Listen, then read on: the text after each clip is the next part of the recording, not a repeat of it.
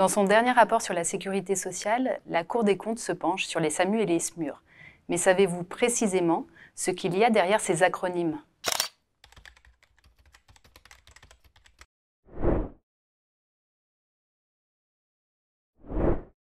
Les SAMU sont les centres de régulation des appels au 15, joignables 24 heures sur 24 en tout point du territoire, en cas d'urgence médicale. Ils sont sollicités pour organiser la prise en charge des patients avant leur éventuel transfert à l'hôpital.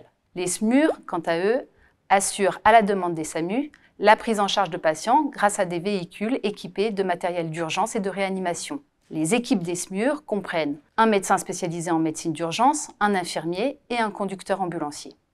Ces deux services ont été progressivement mis en place à partir des années 60 pour s'occuper des accidentés de la route et pour transférer les patients atteints de paralysie respiratoire d'un hôpital à un autre. Leur mission a ensuite été élargie pour répondre à l'ensemble des urgences vitales. En effet, au cours des 50 dernières années, les accidents de la route ont nettement diminué, alors que les accidents cardiovasculaires, par exemple, ont fortement augmenté. En 2021, les SAMU ont reçu plus de 32 millions d'appels, soit plus de 20% d'augmentation depuis 2013. Parmi ceux-ci, 14 millions aboutissent à une prise en charge et donc à la création d'un dossier de régulation médicale. La proportion de sortie d'un véhicule SMUR pour une urgence vitale a peu évolué sur cette période. En revanche, ce qui a sensiblement augmenté, c'est le nombre de cas qui ne relèvent pas d'une urgence vitale, mais d'un besoin de santé imprévu que l'on appelle besoin de soins non programmés et qui pourrait être réalisé par un médecin traitant en ville. Ces cas représentent près de 40% des dossiers créés annuellement par le SAMU. Ainsi, en 2021, sur 100 dossiers créés, 38 ont abouti à la prise en charge par un médecin libéral de ville, 37 à l'organisation d'un transport sanitaire non médicalisé, c'est-à-dire réalisé par les pompiers ou par une société d'ambulance privée, 20 ont donné lieu à un conseil médical donné par le médecin urgentiste du SAMU, et 5 à la sortie d'un véhicule SMUR, c'est-à-dire un transport médicalisé. Ces chiffres montrent que l'activité des SAMU, comme celle des services d'urgence dans les hôpitaux, résulte désormais pour partie d'un défaut d'organisation de la médecine de ville et de la permanence des soins.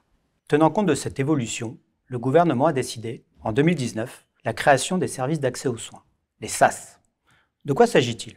D'organiser une prise en charge commune des appels téléphoniques via le 15, 24 heures sur 24, pour toutes les situations, qu'elles relèvent d'une urgence ou d'un besoin de soins non programmés, lorsque l'accès au médecin traitant ou à un autre médecin de proximité n'est pas possible en première intention. Il s'agit par là non seulement de renforcer la régulation assurée par des médecins libéraux, mais aussi et surtout de faire prendre en charge les patients par un médecin de ville ou une structure médico-sociale dans les 24-48 heures. Une phase pilote de mise en place des SAS a démarré fin 2020.